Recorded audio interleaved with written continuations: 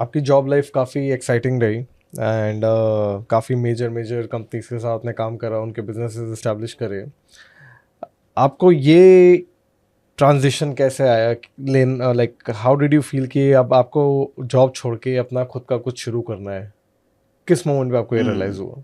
सो 1 साल मैंने जॉब करी क्वालिटी में और 2 साल जॉब करी पार्ले में, जिसमें 5 उनके प्रोजेक्ट लगाए माज़ा मैंगो के नॉर्थ इंडिया के।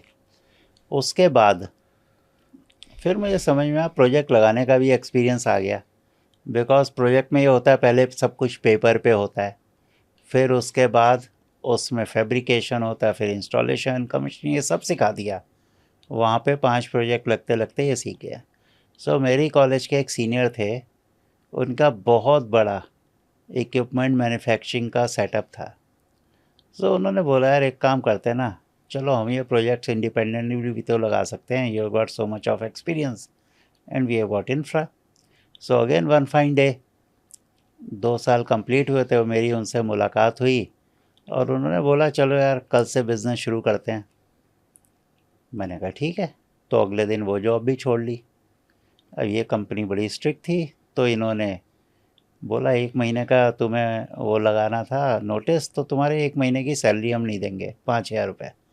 सो मेरी जॉब शुरू हुई, बिज़नेस शुरू हुआ -5,000 रुपीज़ की कैपिटल से। सो वहाँ पे अब वो हम लोगों ने, उनका भी बहुत बड़ा सेटअप था और उस सेटअप में करीब 300 वर्कर्स थे और वहाँ भी समस्या थी, वर्कर्स की स्ट्राइक और वो सब। तो उनको मैनेज करना शुरू किया। फिर इस पीरियड में मैंने ये सीख लिया था आइसक्रीम की फैक्ट्री कैसे लगाई जाती है, सॉफ्ट ड्रिंक की फैक्ट्री कैसे लगाई जाती है, बिसलेरी मिनरल वाटर ये कैसे। सो फिर प्रोजेक्ट्स को पकड़ना शुरू कर दिया और प्रोजेक्ट्स हम लोगों को मिलते थे, टर्न की प्रोजेक्ट्स, उसके लिए डिज़ाइन इंजीनियरिंग सब कुछ करके। और ऐसे ये प्रोजेक्ट्स की जर्नी शुरू हुई, ये भी बहुत इंटरेस्टिंग जर्नी थी। सो यहाँ से ये काम शुरू किया त्रिहन साहब के साथ मिलके। ओके, तो ये आपका फर्स्ट बिजनेस था? Yes. Okay, then what happened? इसमें क्या चैलेंजेस आए जिसकी वजह से आपको फिर ये कंटिन्यू नहीं कर पाया आप?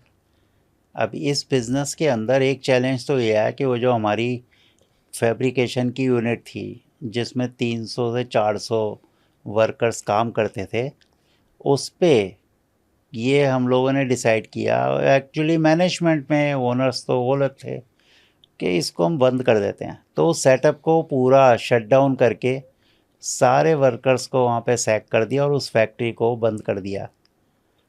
सो एक वो बहुत बड़ा सेटबैक था ओके। कि उस पूरी यूनिट को, बिकॉज उसको मैनेज करना प्रैक्टिकली इम्पॉसिबल हो गया था। ओके। तो एक वो रीज़न था कि उस यूनिट को बंद कर दिया गया। तब ये काम ऑलमोस्ट चलता चलता काम ख़त्म हो गया। ओके, देन आफ्टर दैट क्या किया आपने? यस, आफ्टर दैट ये समझ में आया कि चलो consultancy can be a very good way of doing it. So उस टाइम पे इंडियन इकोनॉमी ओपन होनी शुरू हो गई। We are talking about which year?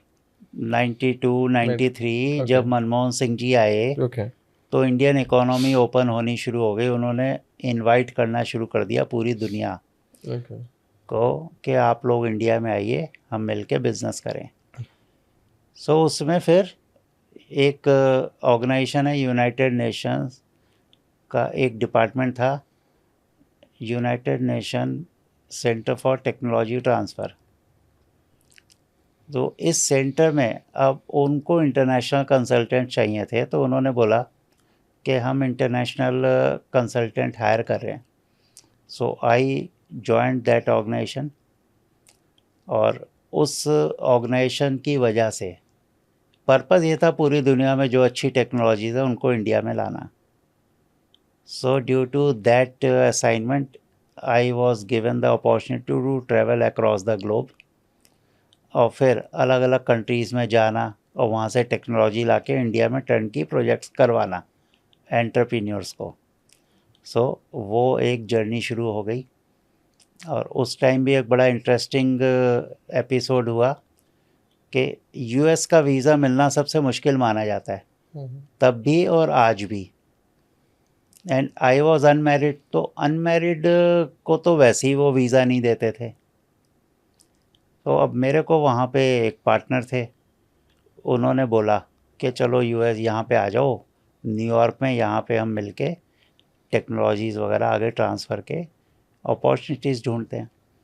So US embassy में गए। अब लोग तैयार होके जाते थे।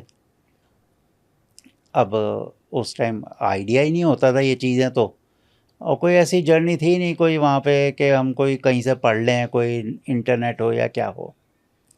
सो then I had gone for the interview, और उन्होंने पूछा कि आप यूएस क्यों जाना चाहते हो। मैंने कहा I want to bring technologies, your very advance technologies for the benefit of Indian entrepreneurs. So he said, how long you want to stay in US? I said, I just want to go there, have meetings and come back, because I have to do business and projects in India only. And then he said, visa granted, right? And when I talked outside, he said they were just judging that whether you are going there for stay or for long term. You could have said that I will do trainings, I will do this, that, whatever. I said whatever was real thing, that I said. So that is another message to anybody who is going to take US visa. They should never say or let them feel that you are going to stay in US. Okay. Interesting. Yes. Yes, sir.